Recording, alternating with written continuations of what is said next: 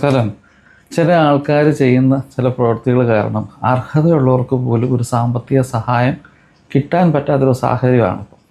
ഞാൻ പറഞ്ഞു വരുന്നത്, ഈ നമ്മളിപ്പോൾ നാട്ടിലൊക്കെ ഒരുപാട് അസോസിയേഷൻസ് ഉണ്ട്, ഈ ചാരിറ്റികളൊക്കെ ചെയ്യുന്ന ഒരുപാട് അസോസിയേഷൻ ഉണ്ട്. അപ്പോൾ അവർ കുഞ്ഞുങ്ങളുടെ പഠനത്തിനായിട്ടും അല്ലെങ്കിൽ രോഗികളായിരിക്കുന്നവരുടെ ചികിത്സയ്ക്കായിട്ടൊക്കെ ഒരുപാട് പൈസയും മറ്റു കാര്യങ്ങളൊക്കെ കൊടുക്കും. അപ്പം അങ്ങനെ അതിൽ നിന്ന് വിളിച്ചു പറഞ്ഞൊരു വ്യക്തി പറഞ്ഞൊരു സംഭവമാണ് ഞാനിത് പറയുന്നത്. ആ മനുഷ്യനെ ഒരു സ്ത്രീ സോഷ്യൽ മീഡിയയിൽ കൂടെ അവരുടെ ഒരു പോസ്റ്റ് കണ്ടിട്ട് വിളിച്ചിട്ട് പറയുന്നത് വെച്ച് കഴിഞ്ഞാൽ, ആ സ്ത്രീക്ക് കുട്ടികൾക്ക് പിന്നെ ബാഗ് കാര്യങ്ങളൊന്നുമില്ല, സ്കൂളിൽ പോകാൻ അവർക്കൊരു സഹായം ചെയ്യാൻ പറ്റുമോ, ബാഗും കുടയും പുസ്തകങ്ങളൊക്കെ മേടിച്ച് തരാൻ പറ്റുമോ എന്ന് ചോദിച്ചാണ് ഇവർ വിളിക്കുന്നത്. അപ്പോൾ ഇവർ പറയുന്നൊരു കേസ് വെച്ചാൽ, ഇവർക്ക് പൈസ ഇത്ര രൂപ നിങ്ങൾ അയച്ചു തന്നാൽ മതി എന്ന് പറഞ്ഞു. അപ്പോൾ അവർ പറഞ്ഞു, അവരുടെ അങ്ങനെ ചുമ്മാ പൈസ അല്ല കൊടുക്കുന്നത്, നിങ്ങൾ അഡ്രസ്സ് തന്നു കഴിഞ്ഞാൽ നിങ്ങൾക്ക് ഞങ്ങൾ ഈ പറയുന്ന ബാഗ് കുട കാര്യങ്ങളൊക്കെ നിങ്ങൾക്ക് അയച്ചു തരാം എന്ന് പറഞ്ഞു.